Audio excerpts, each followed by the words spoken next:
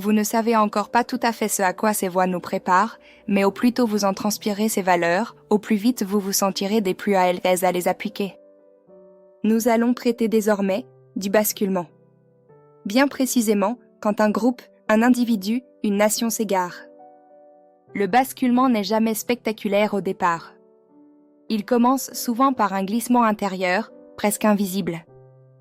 Un individu ne devient pas agressif du jour au lendemain. Un groupe ne devient pas hostile en un instant. Une nation ne devient pas dangereuse par magie. Tout commence quand quelque chose se décentre. La voix murmure, le basculement, c'est quand le cœur s'éloigne plus vite que la raison ne le remarque. Chez un être humain, c'est un jour où l'on se dit « je n'en ai rien à faire » ou « je vais répondre plus fort que lui ». Un jour où on arrête d'écouter, où on arrête de comprendre, où l'on cesse de voir l'autre comme une âme et qu'on commence à le voir comme un obstacle. C'est imperceptible, mais c'est déjà une chute. Puis un groupe suit la même mécanique. Un groupe commence à s'égarer lorsque ses membres cessent de se remettre en question collectivement. Quand la rancune devient plus confortable que l'effort, quand la colère devient un lien plus facile que la réflexion.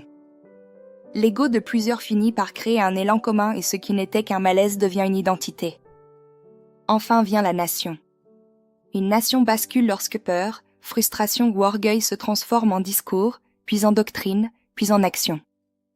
La voix dit souvent, une nation tombe comme tombe un homme, d'abord en pensée, ensuite en parole, enfin en acte. Regardez l'histoire, toutes les catastrophes humaines ont commencé ainsi. Un peuple blessé, braise échaudée, un dirigeant qui attise, un autre qui méprise, des promesses trahies, des humiliations accumulées.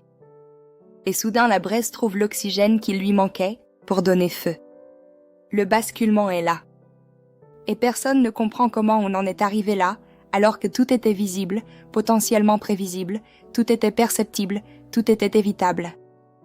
Mais voilà, on ne reconnaît pas le basculement quand on y entre. On ne le voit que lorsqu'il est déjà trop tard. La voix avertit, l'être humain ne bascule que lorsqu'il oublie l'autre. Une nation ne bascule que lorsqu'elle oublie le monde. Le point commun de tous ces égarements?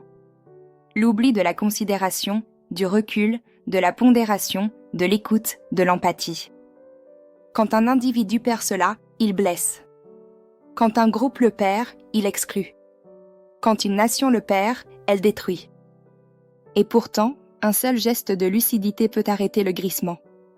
Une seule pensée claire peut stopper la chute. Une seule voix calme peut empêcher la foule de s'égarer.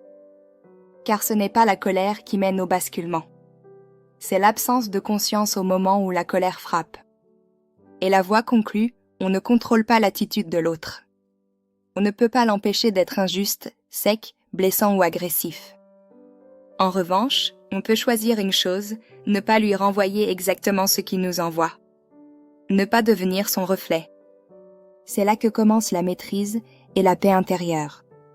Merci de votre écoute.